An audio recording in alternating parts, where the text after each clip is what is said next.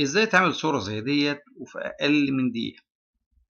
الكل دلوقتي منبهر بافتتاح المتحف المصري الكبير، وكل عمال يعمل في صور فرعونية، وفي ناس لجأت للشات جي بي تي. بس طبعا الشات جي بي تي غير دقيق، هيطلع لك الصورة مش كويسة، ممكن ما يطلعكش الصورة خالص. يعني ممكن يقول لك إليك الصورة، تيجي تشوفها تلاقيها مختلفة، يعمل لك التانية، يعمل لك التالتة، يقول لك كده خلاص الليمت بتاعك خلص واشترك معانا.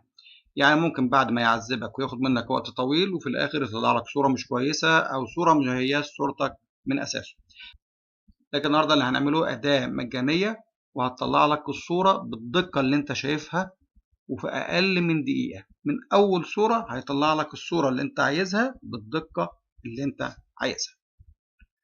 خليكم معانا ومستر تك. في البداية لو بتابعنا لأول مرة متنساش تضغط سبسكرايب وتشترك في القناة، ومتنساش اللايك الجميل وتفعيل زر الجرس علشان يوصلك كل ما هو جديد من قناة مستر تك. تعالوا نخش بقى في الموضوع على طول، ونفتح معانا المتصفح بتاعنا سواء جوجل كروم، فايرفوكس، أي متصفح أنت عايزه.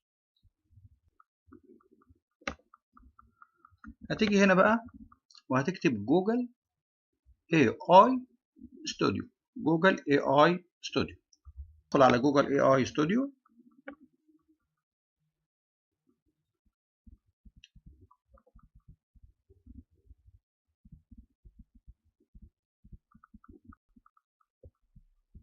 هتيجي هنا بقى على نانو بنانا.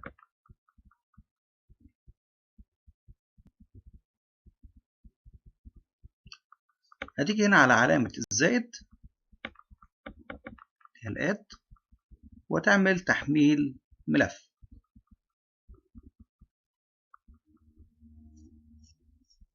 هيدخلك على الكمبيوتر بتاعك او الموبايل بتاعك، هيدخلك على الصور. هتختار الصورة اللي انت عايزها.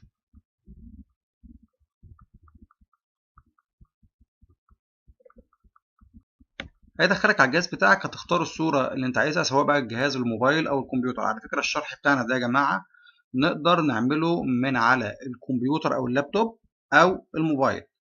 ايا كان الجهاز اللي هتستخدمه تقدر تعمل اللي احنا بنعمله ده، لانك انت داخل على متصفح على انترنت عادي. هتيجي هنا بقى تمسح الكلام ده. طيب هينفع اكتب بالعربي؟ اه طبعا ينفع تكتب بالعربي.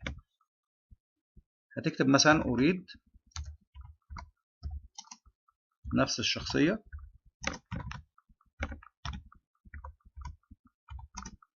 بملابس فرعونية. توصف اللبس اللي هيلبسه، مش لازم الفرعونية. يعني انت هي بس احنا بنشرح الفرعونية علشان الترند النهاردة، والناس كلها مستنيين يعرفهم، مستنيين ان هم يعرفهم او عايزين ان هم يعرفوا ازاي تعمل صور زي دي. ملكية.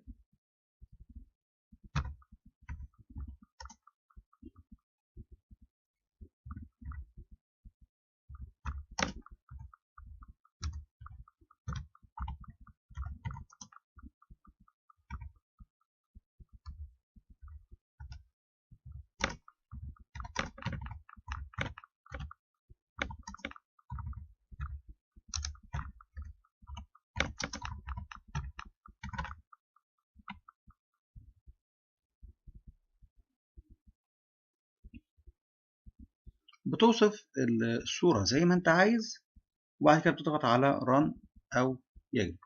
ممكن هنعملها بالانجلش علشان برضو ترجمة. هنا هتضغط على run. بالعربي طبعا هتبقى سهلة بالنسبة لك، يعني زي ما بتحب، بس ده بالنسبة للناس اللي هتظهر عندها باللغة الإنجليزية. تضغط على run.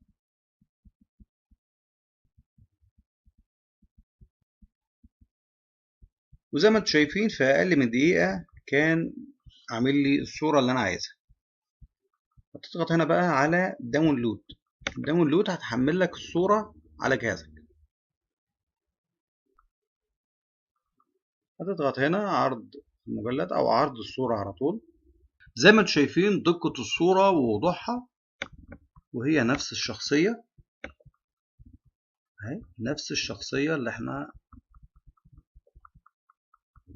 نفس الشخصية في المتحف ويلبس نفس المواصفات اللي انت عايزها من أول مرة. مش بس جاب لك صور تماثيل وكده، لا ده جاب لك كمان ناس موجودة معاك في المتحف وانت واقف بلبس فرعوني. يعني حاجة جميلة جدا، حاجة جميلة جدا. من أول صورة، صورة دقة عالية جميلة جدا، الصورة جميلة جدا وبدقة عالية وفي أقل من دقيقة. مش هيقعد يجيب لك صورة والتانية والتالتة ويقعد يقول لك خلاص انت خلصت الفترة المجانية. وكمان انت هتقدر تعمل الصورة زي ما انت عايز بالوصف اللي انت عايزه، الوصف اللي انت هتكتبه له هيطلعه لك بالصورة اللي انت شايفها. صراحة نتيجة مبهرة جدا جدا. مش بس دي الصورة اللي احنا عملناها، احنا عملنا على فكرة اكتر من صورة زي ديت وزي ديت. انت ممكن بقى يعني تاخد نفس الشخصية وتعدل بقى عليها بأفكارك، أفكار اللي انت عايزها وتكتبها. مفيش مشكلة، يعني الوضع سهل جدا والموقع مجاني 100%.